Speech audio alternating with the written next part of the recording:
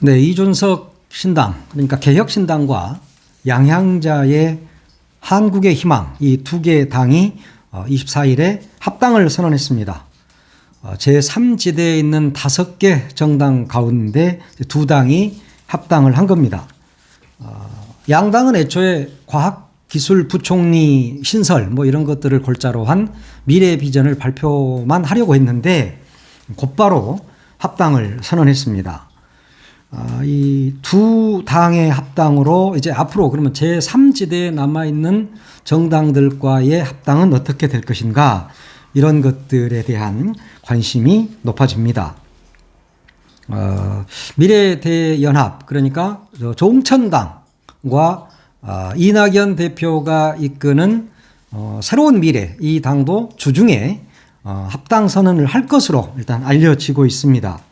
이렇게 되면 애초에 5개 세력으로 출발했던 신당은 개혁신당과 한국의 희망이 하나로 합쳐졌고, 또 이제 새로운 미래와 미래대연합, 이게 하나로 뭉쳐지게 되고, 또 이미 창당을 해서 지금 대기하고 있는 금태섭 신당, 거기는 새로운 선택이죠. 이렇게 재편이 되는 겁니다. 그런데 이제 아무래도 관심은 이낙연 위원장이 이끄는 새로운 미래, 그리고 조응천 의원이 이끄는 미래대연합이 주중에 통합을 한다 해도 개혁신당과 이제 합당을 할 것인가 하는 부분입니다. 과연 그것이 순탄할 것인가. 이미 금태섭 당, 그 새로운 선택이라는 당은 개혁신당과 정책공조를 하고 있습니다. 공수처 폐지를 포함한 검찰 개혁에 대한 이야기를 이미 서로 나눈 적이 있고, 앞으로도 정책 공조는 계속해 간다, 이런 입장이기 때문에 사실상 여기도 합당 선언만 하면 합당을 하는 것으로 볼 수 있습니다. 지금 개혁신당과 이낙연 대표가 이끄는 새로운 미래, 또 조응천 등이 이끄는 그 미래대연합, 이게 지금 세 당은 정책 공조를 위한 모임을 지금 하고 있다고 그럽니다. 그러니까 이제 아무래도 서로 이 지향점, 이제 가치라든가 철학 이런 것들이 많이 다르잖아요. 노선이 다르단 말이에요. 그래서 그 노선을 좀 이렇게 정비해가는 과정을 겪은 다음에 창당을 하겠다, 합당을 하겠다, 이런 의지로 보입니다. 사실 뭐 하나의 정당으로 활동을 한다, 이것은 사실 이념과 철학이 좀 같아야 되거든요. 그런데 이준석이 이끄는 정당과 이낙연 대표가 이끄는 정당이 과연 이게 같을까? 아무래도 그저 다음 총선에서, 이번 총선에서 한 석이라도 더 얻으려고 하는 협잡이 아닌가 하는 그런 의혹의 눈으로 보는 분들이 되게 많다, 이런 이야기입니다. 이분들이 뭐 지향점은 같을 수 있죠. 이준석 대표는 국민의힘으로부터 탄압을 받고 사실상 쫓겨난 사람이고, 이낙연 대표는 뭐 갑자기 이재명 일당 독재 이러면서 나온 사람이긴 한데, 양당에서 나온 사람이니까 그 양당을 물어뜯을 수 있다는 공통점이 있죠. 그 다음에 좀 이념과 철학이 다르더라도 뭉쳐서 20석이라는 그 국회 교섭단체를 구성을 해서 캐스팅 보트 역할을 하고 싶다 하는 그런 열망, 이것은 지향점은 같다고 봐야 할 겁니다. 그런데 이준석 대표 입장에서 보면 수도권 일부하고 TK를 기반으로 하고 있지 않습니까? 이준석 대표가 개혁신당을 창당하기 전에부터 대구 경북을 엄청 많이 다녔어요. 그리고 이제 그쪽에서 떨어져 나온 의원들을 좀 아무래도 함께 하고자 하는 그런 포석이었겠죠. 그리고 이낙연 위원장은 호남을 기반으로 하는 호남 정치인이란 말이에요. 그러면 대구 경북을 중심으로 한 이낙연과 이준석과 호남을 중심으로 한 이낙연이 합한다. 물론 시너지 효과가 있을 수 있다. 수학적으로 보면 플러스겠다, 이렇게 생각을 할 수 있지만 지역 정서를 감안하면 꼭 그렇지도 않다. 1 플러스 1은 2가 아니다. 1 플러스 1은 0이 될 수도 있다. 그런 이야기입니다. 이준석 대표가 얼마나 영악한 사람입니까? 이걸 모르겠어요? 저도 아는데. 그래서 주저하는 겁니다. 그래서 합당보다는 아무래도 연합체 형태, 비례대표는 따로 내고 기호는 같이 가는 형태. 뭐 이런 형태쯤에서 합의가 되지 않을까? 이런 생각이 좀 들어요. 아무래도 정치공학적으로도 이게 뭐 크게 도움이 안 된다는 것은 뭐 누구나 다 아는 거잖아요. 신당이 거대한 신당이고 전국 정당이라면 이런 게 문제가 안 되고 오히려 더 좋은 효과를 낼 수 있겠지만 지금의 신당의 모습은 그렇지는 않단 말이에요. 전국 정당으로 클 수 있는 상황은 아니에요. 처음에 아무리 빅텐트를 친다 하더라도 그것이 전국 정당으로 가기에는 힘에 붙인 정당이 바로 신당이다. 이렇게 볼 수 있거든요. 자, 그러면 민주당에서 나온 양양자의 한국의 희망하고는 이준석 개혁신당이 합하는데 이낙연 대표의 당과 합하지 못할 이유가 없지 않느냐. 이렇게 이야기를 할 수 있겠죠. 그렇지만 양양자 의원은 호남 출신이라고는 하지만 그리고 지금 광주 서울의 국회의원이긴 하지만 무소속이란 말이에요. 그리고 그분이 호남을 대표할 만한 호남의 대표성을 갖는 정치인이 아니에요. 그저 그냥 초선에 불과한 무소속 국회의원 한 명이란 말이에요. 그렇기 때문에 이준석 대표의 개혁신당에서는 이분을 받아들인 데는 별 부담이 없죠. 그리고 이게 삼성 출신이에요. 그러면 뭐 이준석 대표 입장에서는 나쁠 게 없잖아요. 그런데 이낙연 위원장은 호남을 대표하는 정말 대표 정치인이란 말이에요. 굉장히 굵은 정치인이에요. 그래서 이준석은 부담이 좀 될 거다.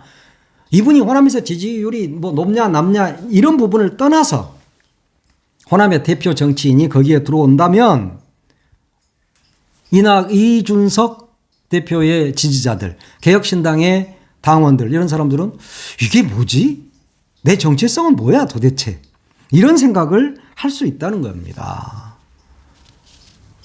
이준석 대표와 이낙연 위원장이 맞지는 않잖아요. 거기 뭐 양양자 앞에서 이야기했듯이 양양자 의원이 어차피 호남 색도 별로 없고 그거 원래 보수잖아요. 그러니까 그리 갖는 게 맞아요. 그러지만 이낙연은 진짜 그렇지 않다니까요. 본인의 숨은 색깔이 보수라 하더라도 민주당에서 국회의원, 도지사, 총리 다 하신 분이에요. 그렇기 때문에 이낙연 그러면 민주당의 대표 주자로 딱 각인이 돼 있어. 그리고 호남의 DJ 이후에 호남 사람, 호남 대표 주자 이렇게 각인이 돼 있는 분이란 말이에요.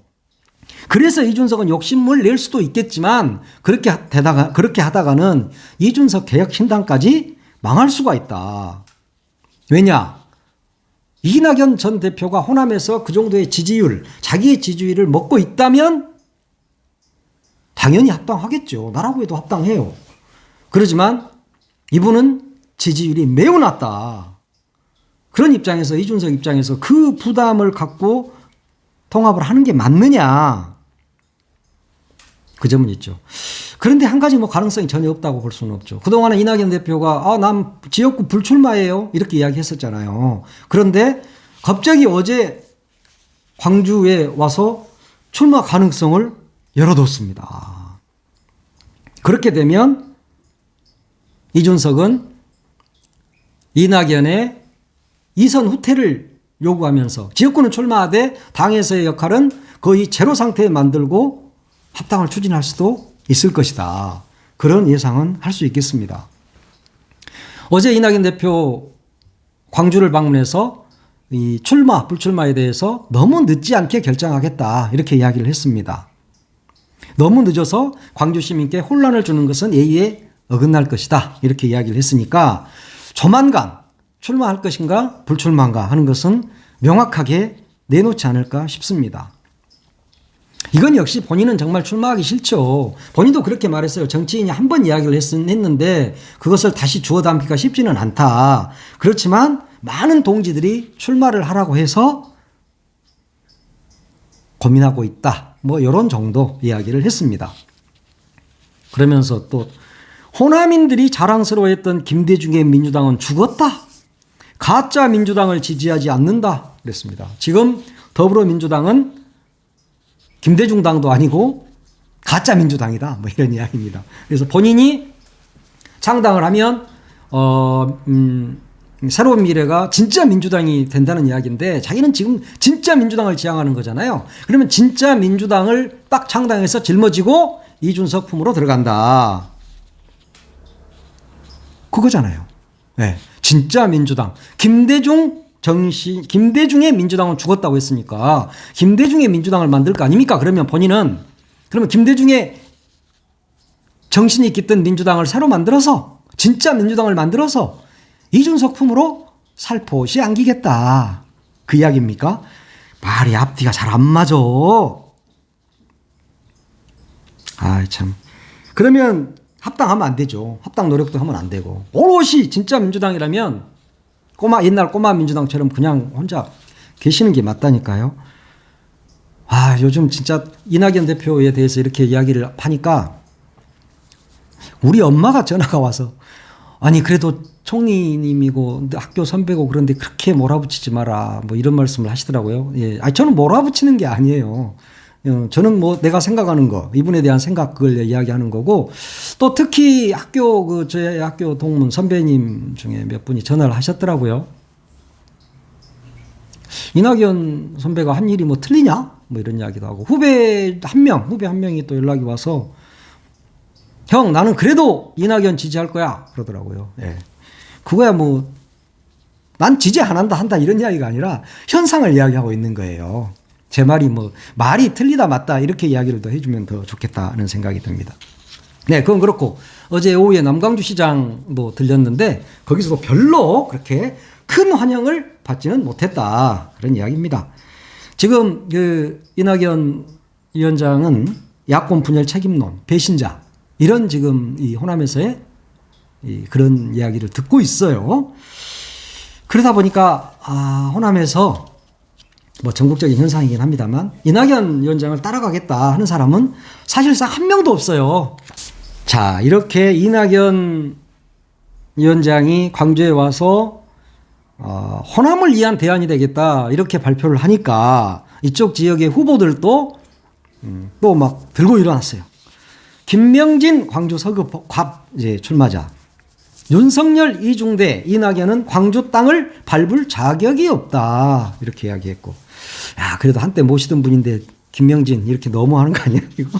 거기다가 정진욱 광주 동남 갑 출마자, 야 이 사람은 그가 총선을 주저하는 저희는 꽃길만 걸었던 그동안의 정치 행보에 비춰 낙선하면 정치 생명이 끝날 수도 있다는 두려움 때문일 것이다.